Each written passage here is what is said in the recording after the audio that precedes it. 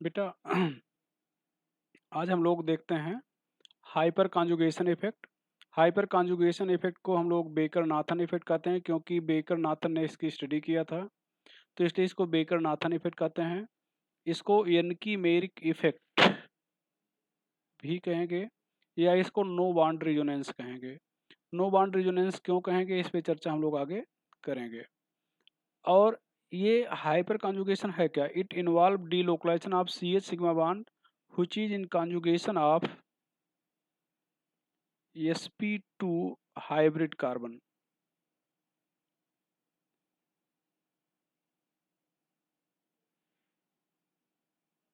तो यहाँ पर ये CH सिग्मा बॉन्ड का डीलोकलाइजेशन होता है जो sp2 हाइब्रिड कार्बन के कॉन्जुगेशन में होता है।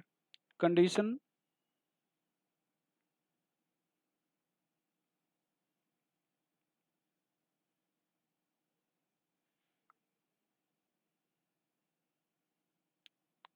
compound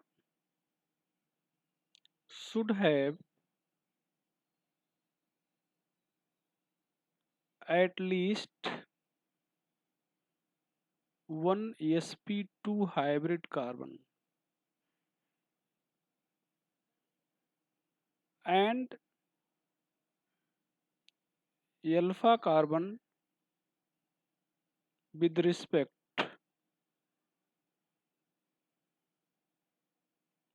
to this carbon should have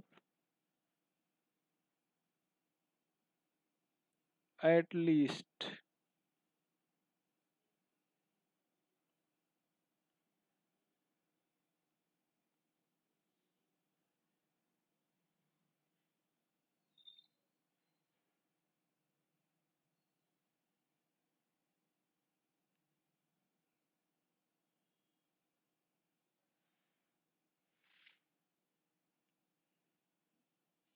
one hydrogen।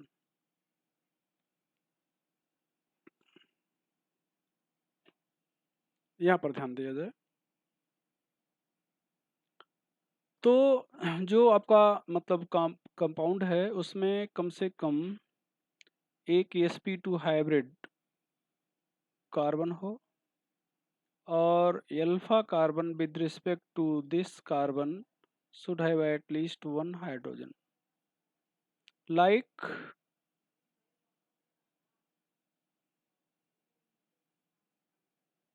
in CH3 CH2 plus CH3 CH2 free radical और CH3 CH double bond CH2, ये sp2, ये अल्फा, ये sp2, ये अल्फा और ये sp2, ये अल्फा कार्बन पर हाइड्रोजन है। इसको आप कार्बोकैटायन कहेंगे।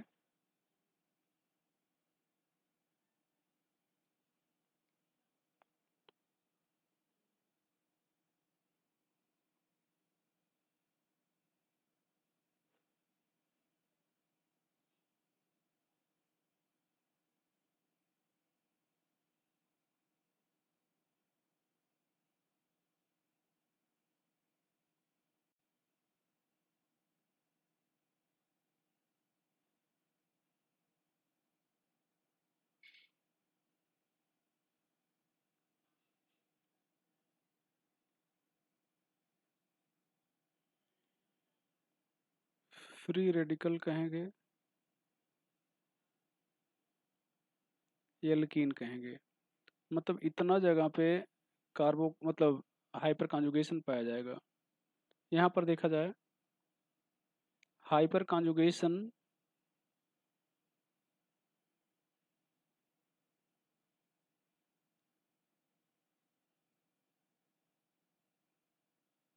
इन कार्बोकैटायन।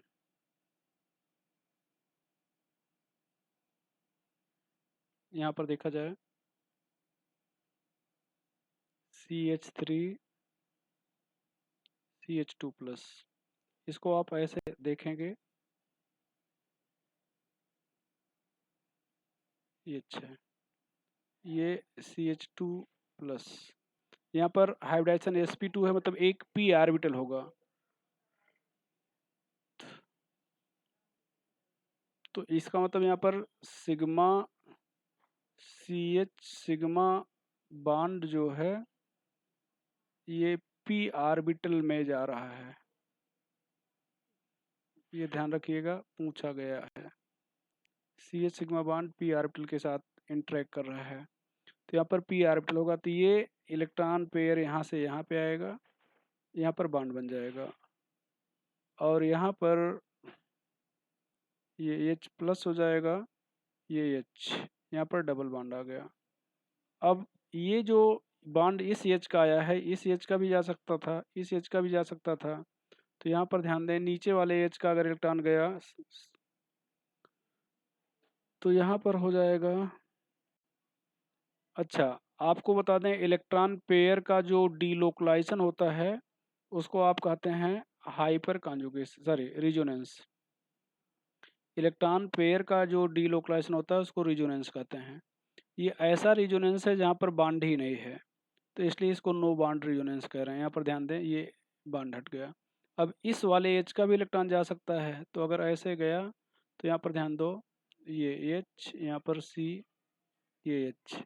अब अगर आपसे कोई पूछता है कि यहाँ पर भैया ये ये एच जब बॉन्ड नहीं है तो पड़ा क्यों है, तो आपका आंसर ये हो जाएगा कि बॉन्ड इसलिए पड़ा है कि यहाँ पर ये पॉजिटिव चार्ज जो है इस पाई इलेक्ट्रॉन के अट्रैक्शन में है, इसलिए पड़ा हुआ है। यहाँ पर नंबर ऑफ स्ट्रक्चर अगर देखा जाए तो number of structure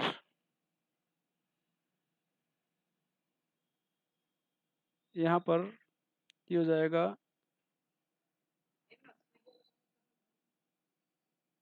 alpha hydrogen plus 1, ये टोटल, और number of hyper conjugated structure ये हो जाएगा इक्वल टू अल्फा हाइड्रोजन के। यहाँ पर ध्यान दें, ये अल्फा हाइड्रोजन यहाँ पर 3 है, ये तो यहाँ पर 1 2 ये 3 स्ट्रक्चर बना है, और इसको भी जोड़ लेंगे तो टोटल स्ट्रक्चर में 4 हो जाएगा। इन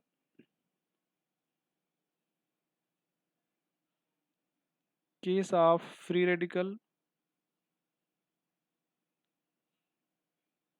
यहाँ पर भैया ये CH3, यहाँ पर CH2 ये डॉट ले, यहाँ पर भी वैसे ही ये H, ये H, ये H, ये CH2 हो गया।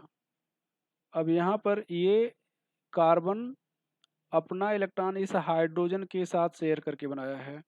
अब अगर ऐसा ना करे, ये कार्बन अपना इलेक्ट्रॉन इस कार्बन के साथ ही शेयर कर ले, इस कार्बन के साथ, तो यहाँ पर ध्यान दें, दोनों कार्बन के बीच में बॉन्ड बन जाएगा, और ये जो आपका हाइड्रोजन है ये फ्री हो जाएगा, ये हाइड्रोजन फ्री हो जाएगा। और अगर ऐसा ये नीचे वाला हाइड्रोजन करता है ऐसा, तो यहाँ पर नीचे वाला हाइड्रोजन फ्री हो जाएगा,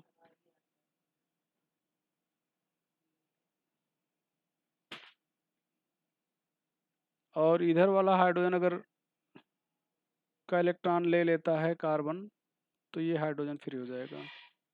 यहाँ पर भी स्ट्रक्चर वही उतना होंगे। इन एल्कीन यहाँ पर CH3 CH double bond CH2, इसको आप ऐसे दिखाएंगे, ये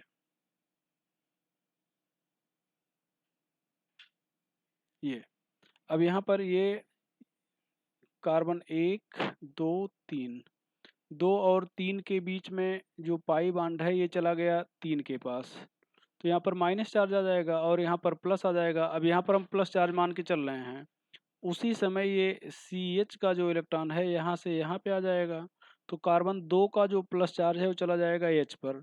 अब चेंज क्या हुआ, चेंज ये हुआ कि यहाँ पर देखा जाए ये H पर प्लस चार्ज आ गया, और ये H बॉन्ड यहाँ से हट गया, यहाँ पर डबल बॉन्ड हो गया जहाँ सिंगल था, और यहाँ पर जहाँ पर सिंगल बॉन्ड डबल था वहाँ पर सिंगल हो गया, ये माइनस हो गया।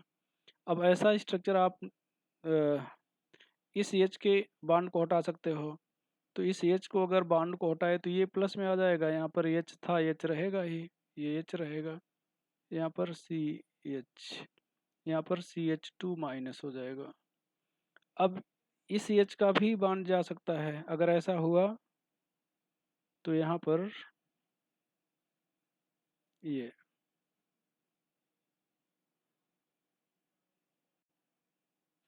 स्ट्रक्चर बन गया एल्कीन में।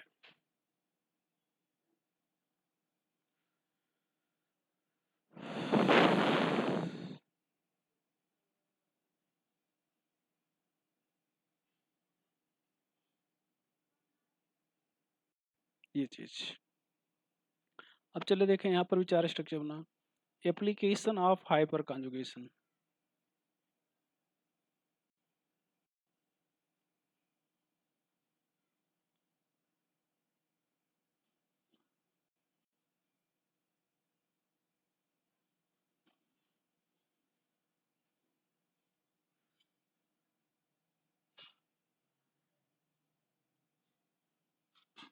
ये एप्लीकेशन को इफेक्ट बोला जाए।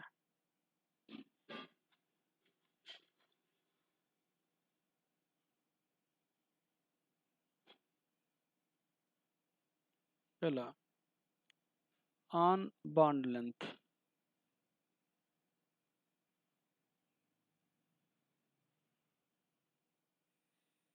it decreases bond length of single bond while increases bond length of double bond। Double bond की बॉन्ड लेंथ को बढ़ा देगा। अब चाहे घटने का चेंज हो या बढ़ने का, डायरेक्टली प्रश्न होगा नंबर ऑफ रिजोनेटिंग स्ट्रक्चर के, हाइपर कॉन्जुगेटेड स्ट्रक्चर के।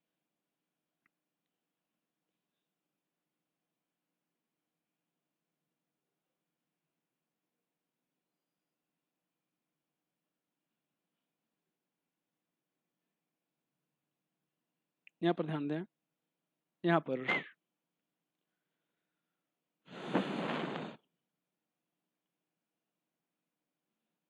आप ऊपर देखें, जैसे एल्कीन में यहाँ पर ये कार्बन 1 है, ये 2 है, ये 3 है।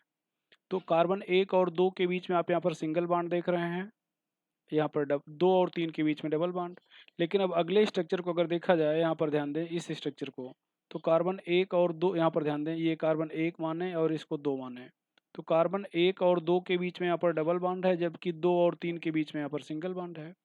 तो अब यहाँ पर एक बार 1 और 2 के बीच में यहाँ पर आप डबल बॉन्ड देख रहे हैं और यहाँ पर आप सिंगल बॉन्ड देख रहे हैं। तो ना तो यहाँ पर वास्तव में डबल बॉन्ड है, ना तो सिंगल बॉन्ड है, बल्कि पार्शियल डबल कहोगे। तो यहाँ पर अब देखा जाए,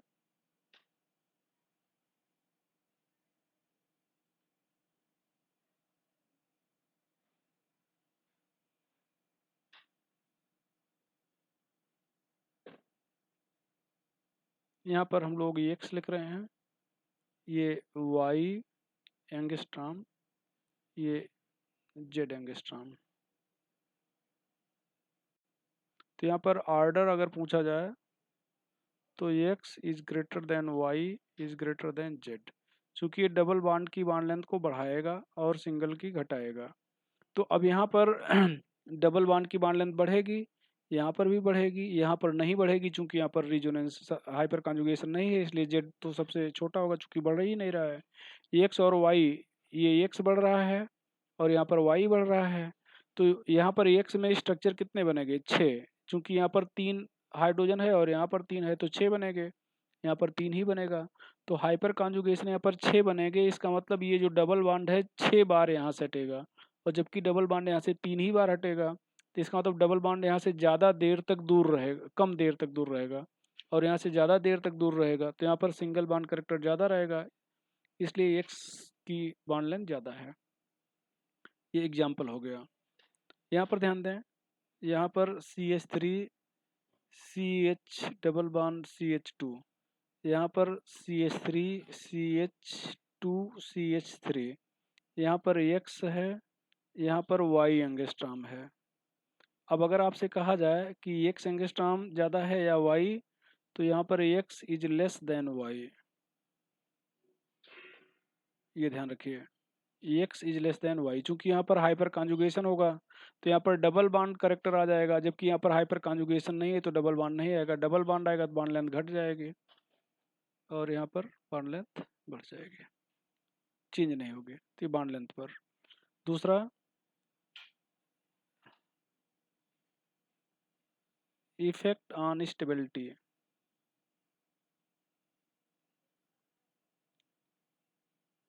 hyper conjugation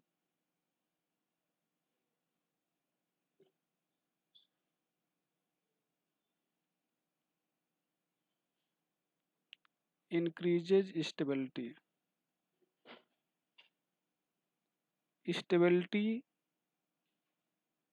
is directly proportional to number of hyper conjugated structure।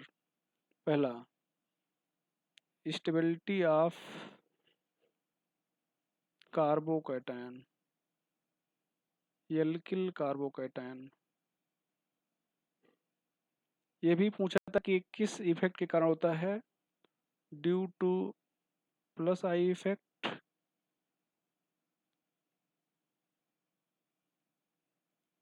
Due to hyperconjugation. ये दो इफेक्ट के कारण होगा।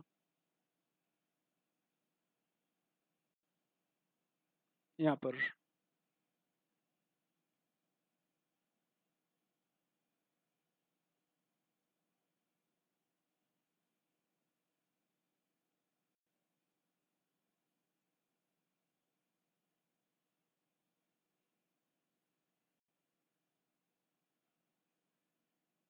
यहाँ पर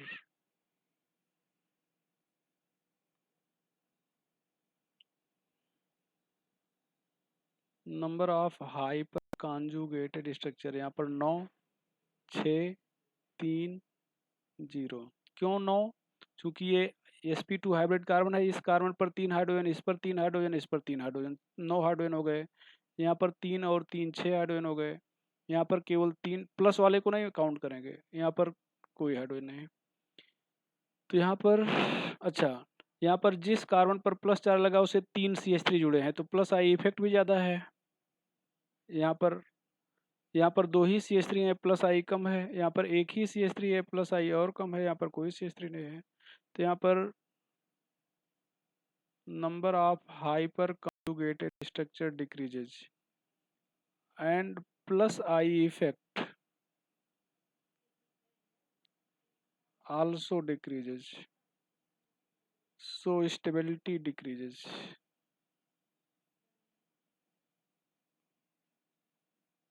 यहाँ पर टर्सरी,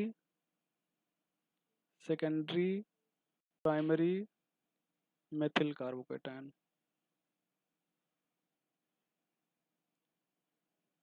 यहाँ पर V, stability of alkyl free radical.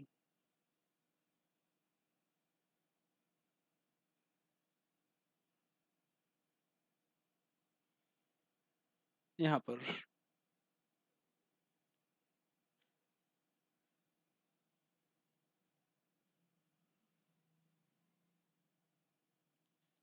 पर भी वही, number of hyper conjugated structure घटेंगे तो स्टेबिलिटी घटेगी।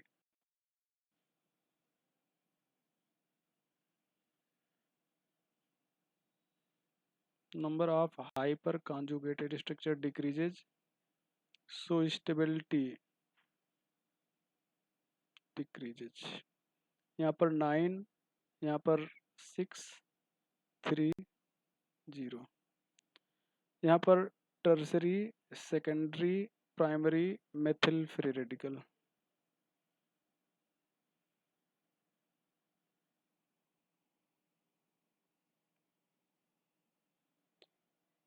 ये हो जाएगा C। स्टेबिलिटी ऑफ एल्कीन,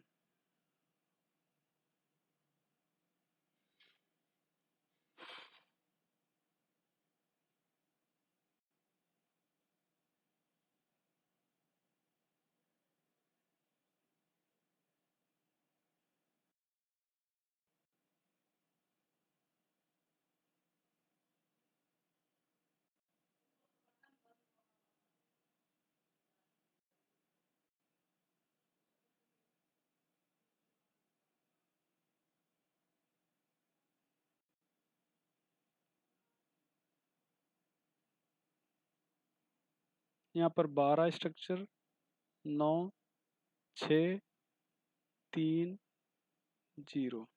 यहाँ पर ध्यान दें 12 कैसे, 3 यहाँ पे, 3 यहाँ, 3 यहाँ, 3 यहाँ, 12 हो गया 3, 3, 6, 3, 9, 3, 3, 6, यहाँ पर 3, यहाँ पर कोई नहीं। तो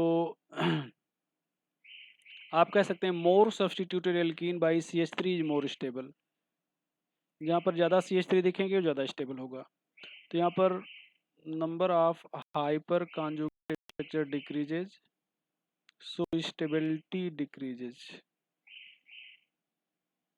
सो स्टेबिलिटी डिक्रीजेज। यहाँ पर एक चीज़ आपको नोट करके बता दें, stability of alkene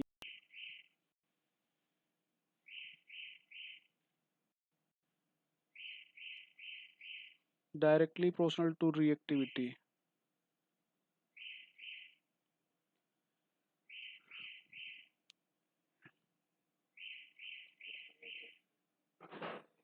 accept towards hydrogen. मतलब अगर आपसे कहा जाए कि इन सब में कौन सा एल्कीन ज़्यादा रिएक्टिव है, तो ये किसी भी रिएजन के लिए ज़्यादा रिएक्टिव है, लेकिन हाइड्रोजन के लिए कम रिएक्टिव है। हाइड्रोजन के लिए सबसे ज़्यादा रिएक्टिव ये है और बाकी रिएजन के लिए सबसे कम रिएक्टिव ये है। तो क्यों सबसे ज़्यादा रिएक्टिव, ये रिएक्टिविटी क्यों स्टेबिलिटी के डायरेक्टली प्रोपोर्शनल है? जो एल्कीन ज़्यादा स्टेबल है वो ज़्यादा स्टेबल इंटरमीडिएट बनाएगा। यहाँ पर heat of hydrogenation, heat of hydrogenation अगर आपसे कहा जाए क्या है, तो हाइड्रोजनेशन का मतलब हाइड्रोजन का जुड़ना हाइड्रोजनेशन है, और हाइड्रोजन के जुड़ने पर जो हीट निकलेगी या एनर्जी निकलेगी उसको हीट ऑफ हाइड्रोजनेशन बोलेंगे। हीट ऑफ हाइड्रोजनेशन हो जाएगा। तो हम यहाँ पे कह सकते हैं कि स्टेबिलिटी घट रही है, so heat of hydrogenation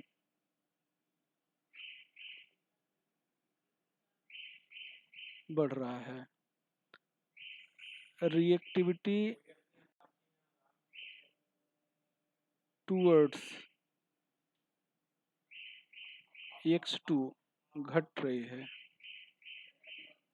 H2 बढ़ रही है। तो X2 के लिए रिएक्टिविटी घट रही है लेकिन H2 के लिए बढ़ रही है। यहाँ पर एक एक्सेप्शनल केस है,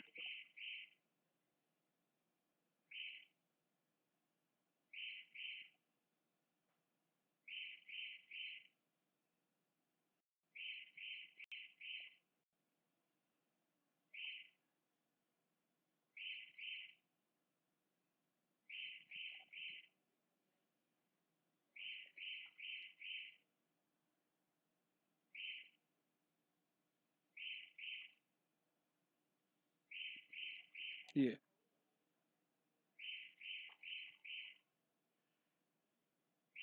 स्टेबिलिटी घट रही है, हीट ऑफ हाइड्रोजनेशन